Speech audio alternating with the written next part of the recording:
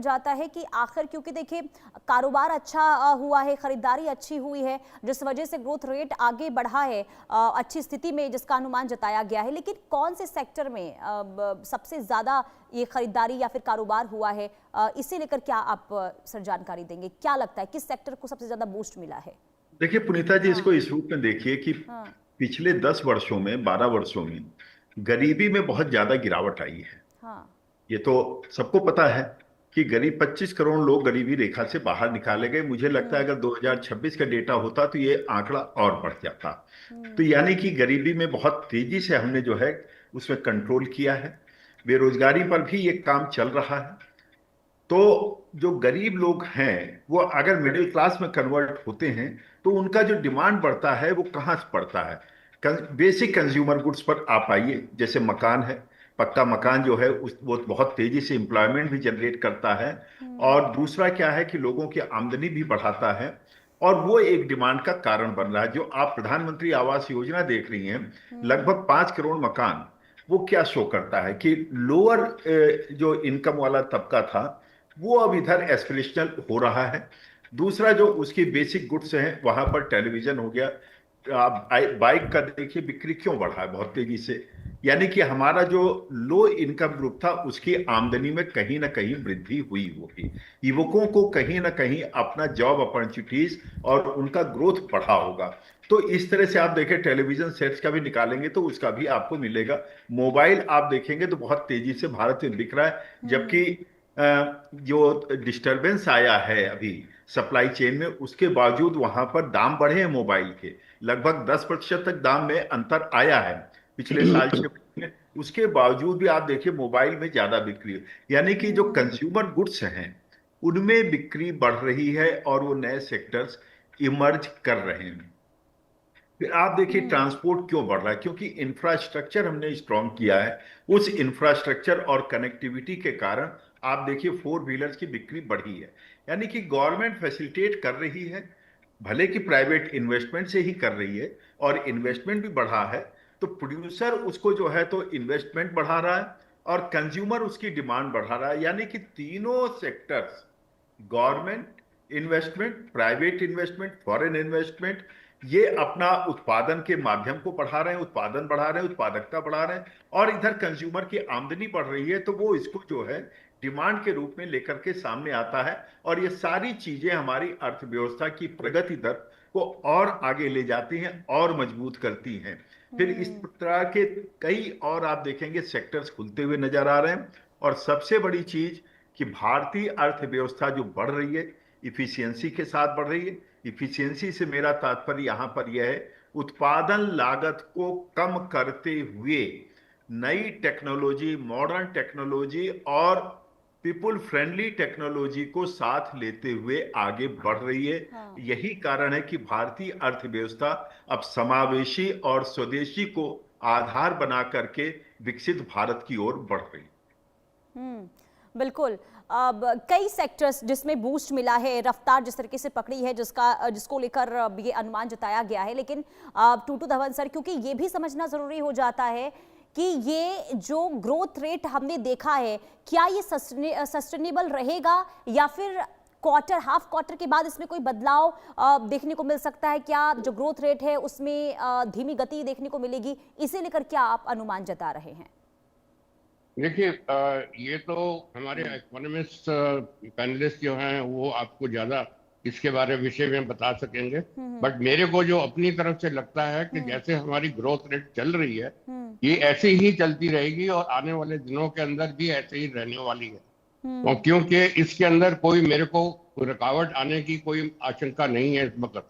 और हम्म। ये जो हमारी ट्रिजेक्टरी है of growth into defence, into industrial, into export, एक हमारा एक हिंदुस्तान एक हब बन गया है जहां पर इंडस्ट्रियल एक्सपोर्ट्स भी होती हैं। खासतौर ऑटोमोबाइल्स के अंदर बहुत एक्सपोर्ट्स होती हैं, which is it is unknown world over के। एक्चुअली एक बारी ऐसा होता था कि जब गाड़ियां बाहर से हिंदुस्तान में आती थी, अब हिंदुस्तान में बन के बाहर जाती हैं। ऐसी ऐसी चीजें हैं जो हिंदुस्तान में बन रही हैं जो कि मान नहीं सकता कि मर्सिडीज और BMW जो इंपोर्ट होती थी वो इस वक्त 100% हिंदुस्तान में बनती हैं, इंजन उनके यहीं बनाए जाते हैं हमारे अपनी इंडस्ट्रीज के अंदर, एंड विच इज अनबिलीवेबल, और उनकी performance is world wide known, और कहीं से कोई कंप्लेंट नहीं आई अभी तक। बिल्कुल। और सबसे बड़ी बात ये है कि लोग आजकल गाड़ियों की खरीदारी बहुत बड़े पैमाने पर कर रहे हैं और जिसका असर देखिए मार्केट पर भी देखने को मिलता रहा है। लेकिन एम.के. अग्रवाल सर, यही सवाल मैं आपसे करूंगी, अगले क्वार्टर में क्या स्थिति आप देख पा रहे हैं इस ग्रोथ रेट को लेकर? क्या बेस इफेक्ट के बाद धीमा पड़ता हुआ ग्रोथ रेट दिखाई दे सकता है क्या? देखिए, ग्रोथ रेट धीमा नहीं पड़ेगा, लेकिन जो ये सेकेंड क्वार्टर होता है ये वीक होता है हर वर्ष। लीन पीरियड ये कहा जाता है पूरी इकोनॉमी में। न विवाह शादी होते हैं, क्योंकि हमारे यहाँ विवाह शादी जो है या सोशल फंक्शन या रिलीजियस फंक्शन जो होते हैं, इस प्रकार होली, दिवाली, ये दशहरा या दुर्गा पूजा, ये सारी चीजें इकोनॉमी को बूस्ट देती है। और सारे जितने प्रोड्यूसर्स होते हैं, जिन सेक्टर्स की आपने चर्चा करी, अभी आप बताएंगे, टूटू साहब बताएंगे कि दिवाली की तैयारी, दशहरा की तैयारी, दुर्गा पूजा की तैयारी ये लोग अभी से शुरू कर दिए होंगे, क्योंकि गाड़ियों की एकदम से डिमांड बढ़ती है, मोबाइल की एकदम से डिमांड, टेलीविजन का एकदम से डिमांड बढ़ता है। यानी कि इस प्रकार से जितने व्हाइट गुड्स हैं इनका डिमांड बहुत तेजी से बढ़ता है। ये लीन पीरियड है, लेकिन उसके बावजूद आप देखेंगे कि इस समय निवेश आपको बढ़ता हुआ दिखाई देगा। क्यों? क्योंकि प्रोडक्शन आगे आना है, या इसी प्रकार से जो होलसेल लेवल पर जो चीजें हैं वहां पर काम करती हैं, और इस एक्सपेक्टेशन में काम करती हैं कि जो इधर अभी हमको इनकम रियलाइजेशन हुआ फर्स्ट क्वार्टर में एग्रीकल्चर के कारण या एमएसएमई सेक्टर कारण, वो वहां पर खर्चा हुआ, और बाकी अब यहाँ पर खर्चा वो बढ़ता हुआ या निवेश करता हुआ दिखाई पड़ेगा। तो रिलेटिवली सेकेंड क्वार्टर फर्स्ट से हल्का रहता है, कमजोर नहीं, थोड़ा हल्का रहता है, लेकिन वो थर्ड में बाउंस बैक करता है बहुत तेजी के साथ अक्टूबर में। तो इसीलिए जो है हर क्वार्टर की अपनी एक विशेषता होती है। इसमें आप देखिए कैपेसिटी एक्सपेंशन होगा, छोटे से लेकर बड़े स्तर तक कैपेसिटी एक्सपेंशन होगा। हर कोई तैयारी कर रहा होगा, दुर्गा पूजा से लेकर दशहरा से लेकर के दीपावली से लेकर के, फिर पूरा अपना शादी विवाह का टाइम आता है, फिर उधर आप देखिए जनवरी से फिर नया शुरू।